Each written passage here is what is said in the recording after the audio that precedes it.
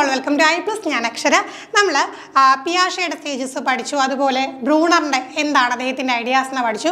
ഇന്ന് നമുക്ക് ആരുടേതാണ് വളരെ ഇമ്പോർട്ടൻ്റ് ആയിട്ട് ഒരു വ്യക്തിയാണ് സിഗ്മണ്ട് ഫ്രോയിഡ്. അദ്ദേഹത്തിൻ്റെ സ്റ്റേജസ് എങ്ങനെയാണ്, അദ്ദേഹം എന്താണ് അതിന് പേര് പറയുന്നത്, അത് സൈക്കോ സെക്ഷൽ സ്റ്റേജസ് ആണ്. അപ്പോൾ ഡെവലപ്മെൻറ്റിലെ സൈക്കോ സെക്ഷൽ സ്റ്റേജസ് എന്തൊക്കെയാണെന്ന് ഫ്രോയിഡിൻ്റെ ആശയപ്രകാരം ഉള്ളതെന്ന് നമുക്ക് നോക്കാം. ആദ്യം തന്നെ ഓറൽ സ്റ്റേജ് ആണ്. ബർത്ത് ടു 18 months ആണ് നമ്മൾ ഈ ഒരു ഓറൽ സ്റ്റേജ് എന്ന് പറയുന്നത്.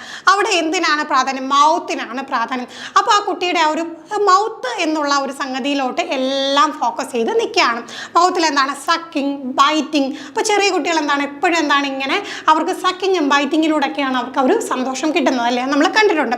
ഇനി അവർ കുറച്ചും കൂടെ വളരുമ്പോൾ ഏനൽ സ്റ്റേജ് ആണ്. ഏനൽ സ്റ്റേജ് എന്ന് പറയുമ്പോഴത്തേക്ക് ഈ ടോയ്ലറ്റ് ട്രെയിനിങ് ഒക്കെ കിട്ടുന്ന സമയം ഒരു 18 months to 3 years ആണ്. അവിടെ എന്തിനാ പ്രാധാന്യം? Pleasure focus on bowel and bladder control.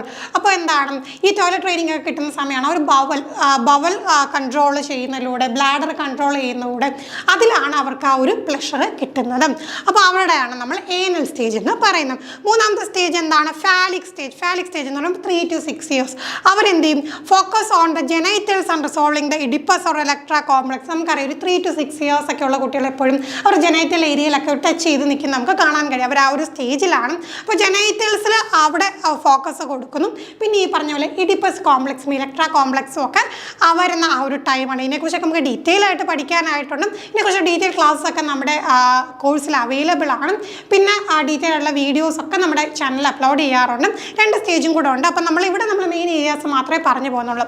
അടുത്ത സ്റ്റേജ് ലേറ്റൻസി സ്റ്റേജ് ആണ്. അതായത് 6 to പ്യൂബർട്ടി സ്റ്റേജ്, അതായത് അഡോളസൻസ്, പ്രായപൂർത്തി ഘട്ടം എത്തുന്ന ആ ഒരു ടൈം വരെയാണ് 6 to പ്യൂബർട്ടി ആണ്. അവിടെയാണ് കുട്ടികൾ സെക്ഷൽ ഇൻട്രസ്റ്റ് ഒക്കെ സപ്രസ് ആയിട്ട് നിൽക്കും. അവർ കൂടുതലായിട്ട് എന്താണ് ആ ഒരു മേഖലയ്ക്കൊന്നും പ്രാധാന്യം കൊടുക്കില്ല. അവിടെ അവർ എന്തിനാണ് പ്രാധാന്യം കൊടുക്കുന്നത്? ഇങ്ങനെ കൂട്ടുകൂടാനും കമ്മ്യൂണിക്കേറ്റ് ചെയ്യാനും സോഷ്യൽ സ്കിൽസിനൊക്കെ പിയർ ഗ്രൂപ്പുമായിട്ടൊക്കെ നല്ല ഈ ചങ്ക് ഗ്രൂപ്പുകളൊക്കെ ഉണ്ടാകുന്നില്ല, ആ ഒരു ടൈമാണ്.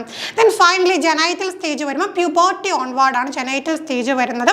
അവിടെ സെക്ഷൽ ഇൻട്രസ്റ്റ് മെച്യൂർ ചെയ്യാനും പിന്നെ എന്താണ് റിലേഷൻഷിപ്പ് ഡെവലപ്പ് ചെയ്യാനും സെക്ഷൽ ആയിട്ടുള്ള റിലേഷൻഷിപ്പ് വരികയും പിന്നെ ഫാമിലി റിലേഷൻഷിപ്പ് ഒക്കെ വരുന്നത് എന്താണ് ഈ ഒരു സ്റ്റേജിലാണ്. അപ്പോൾ അടുത്ത തിയറിസ്റ്റിൻ്റെ അടുത്ത സ്റ്റേജസുമായിട്ട് നമുക്ക് വീണ്ടും കാണാം. Thank you all.